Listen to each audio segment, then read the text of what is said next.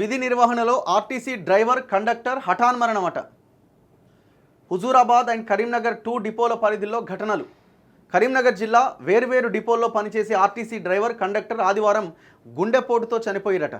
Huzurabad RTC depot driver Saidapur మండలం దుద్దెనపల్లి గ్రామానికి చెందిన ఠాగూర్ రమేష్ సింగ్ ఆదివారం బస్సు నడుపుతూ హుజూరాబాద్ నుంచి హైదరాబాద్కు బయలుదేరిండు. గజ్వేల్ సమీపంలోకి చేరుకోగానే ఛాతీలో నొప్పొస్తుందని కండక్టర్ ప్రయాణికులకు తెలిపిండు. అప్రమత్తమైన వారు 108 అంబులెన్స్ను పిలిపించి రమేష్ను ఆసుపత్రికి తరలించారు. అక్కడ చికిత్స పొందుతూ పాపం చనిపోయిందట. ఆయనకు భార్య, 3 కుమార్తెలున్నారు. మరో ఘటనలో కరీంనగర్ 2 డిపో కండక్టర్ చిగురు మామిడికి చెందిన ఆర్ఎల్ మూర్తి 59 సంవత్సరాలు శనివారం రాత్రి శిల్వకోడూరుకు నైట్ హాల్ డ్యూటీపై వెళ్ళి తిరిగి ఆదివారం ఉదయం కరీంనగర్ బస్టాండ్కి వచ్చిండు. కంట్రోలర్ వద్ద చార్ట్లో వివరాలు రాస్తూ హఠాత్తుగా కుప్పగూలి పడిపోయిండు. అప్రమత్తమైన సిబ్బంది ఆయనకు సిపిఆర్ చేసి 108కు సమాచారం ఇచ్చారు.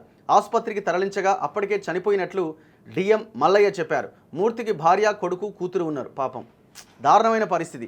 కానీ ఈ ఆర్టీసీ డ్రైవర్లది, కండక్టర్లది దారుణమైన జీవితాలు వీళ్ళవి. వాళ్ళకి ఆ జీతాలు చాలని జీతాలు, ఆ పిఆర్సీలు అమలు చేయరు, ఆ టీఎల్ రావు. ఇవన్నీ ఒక ఎత్తు అయితే వాళ్ళ మీద ఉన్న ఈ శాలరీ పక్కన పెట్టండి, వాళ్ళ మీద ఉన్న పని ఒత్తిడి అత్యంత భయంకరంగా ఉన్నది. నిన్న నాకు నల్గొండ డిపోకి చెందిన ఒక డ్రైవర్ ఫోన్ చేసిండు. టార్చర్ అనుభవిస్తున్న మాకేం అర్థం కావట్లేదు అంటున్నారు వాళ్ళు. అంటే యాజమాన్యము చేయండి అని చెప్పి వాళ్ళకి కనీసం సౌకర్యాలు కూడా లేవు. ఇక మహిళా కండక్టర్లది అయితే ఇంకా చాలా దారుణం. ఒక వాష్రూమ్స్ ఉండవు, వాళ్ళు నైట్ హాల్ట్ చేసి వచ్చి ఆ డిపోలో పడుకుందామంటే ఓ బెడ్ ఉండదు, ఒక బెడ్షీట్ ఉండదు, కనీసం తాగడానికి నీళ్ళు కూడా ఉండవు. అంత దుర్భరమైన జీవితాలు వాళ్ళవి. ఇది లాస్ట్ 10 ఇయర్స్గా భయంకర విధ్వంసానికి గురైంది ఈ వ్యవస్థ. మరి వీళ్ళు ఏమైనా మారుస్తారేమో అని అనుకుంటే వీళ్ళు అటు ఇటు అడుగులేస్తూ ఉన్నారు. సో ఈ ఆర్టీసీని పరిరక్షించలేకపోతే అది నష్టం ఎవరికంటే అది ప్రజలకే నష్టం అవుతుంది.